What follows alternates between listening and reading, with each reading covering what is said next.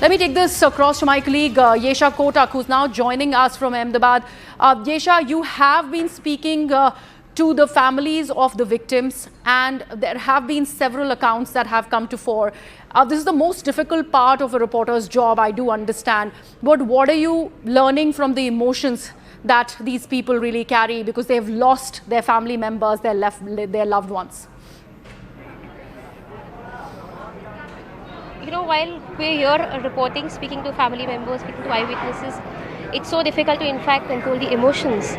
And you know, when we speak to actually these people, one really cannot imagine the kind of loss that these families have gone through. We have an eyewitness, these two brothers, Ayush and Krish. They were staying 100 meters away from the crash site. We speak to one of them. बताइए, जब incident हुआ आप कहाँ थे, क्या हो रहा था? हम वहाँ पे एक्सीडेंट हुआ तब वहाँ पे हम क्रिकेट खेल रहे थे, घर के हमारे पास ही हुआ है 100 मीटर की दूरी पे। और ऊपर देखा तो बहुत नज़दीक से प्लेन जा रहा था ऊपर से, और उन्होंने देखा कि इतनी नज़दीक से और इतनी आवाज़ करके प्लेन क्यों जा रहा है। फिर 2-5 सेकंड के बाद आगे ही जाके वो प्लेन नीचे क्रैश हो गया। फिर सारे लोग हमारे फ्रेंड्स थे और आजू बाजू की जो भी पब्लिक थी वो भी दौड़ के वहाँ देखने पहुँची कि क्या हुआ, इतना बड़ा हादसा कैसे हो गया। और वहाँ पे एकदम आग और धुआं फैल गया था 50-100 मीटर के अंदर के एरिया पे। और वहाँ जाके फिर 7-8 जो मेरे फ्रेंड थे, और अंदर जाके हमने 15 से 20 लोगों के आसपास रेस्क्यू भी किया है।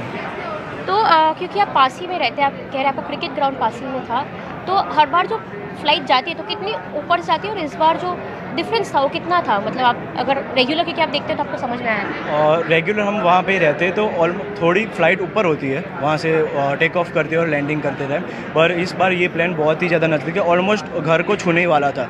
और पायलट था, उसका सल्यूट है कि उन्होंने थोड़ा आगे जाके गिरा है, नहीं तो 1500 से 2000 लोग आसानी से मर जाते वहाँ पे। और वहाँ आगे जाके गिरा है तो कम लोगों की डेथ हुई है, और वहाँ पब्लिक को सेफ्टी देख के पायलट ने ऐसे खुद की जान खो के वहाँ आगे गिरा है, नहीं तो वहाँ से 15 से 2000 लोग आराम से मरते, जहाँ रेसिडेंशियल एरिया था वहाँ पे।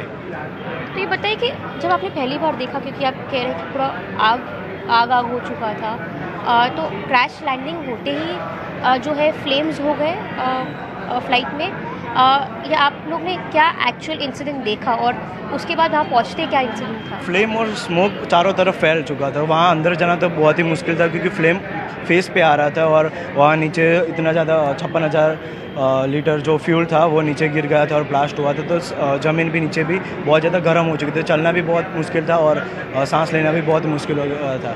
और वहाँ पे फ्लेम और स्मोक इतना ज़्यादा बढ़ गया था, सामने कुछ दूरी पे 10-20 मीटर की दूरी पे आगे कुछ दिखाई नहीं दे रहा था। और इतना ज़्यादा स्मोक हो गया था कि 5-7 किलोमीटर तक दूर तक भी दिख जाता था कितना बड़ा स्मोक और फ्लेम हुआ है। Clearly, according to eyewitnesses, there was a settlement of more than 1,500 to 1,700 people staying close to the crash site. A big tragedy which has now been averted, and clearly the residents around are, thanking the pilot, saying that he managed to take it to a place where there was not a huge settlement. Absolutely. You know, this is the most difficult part of a journalist, documenting grief, and particularly to be very, very close to the ones who have lost loved ones.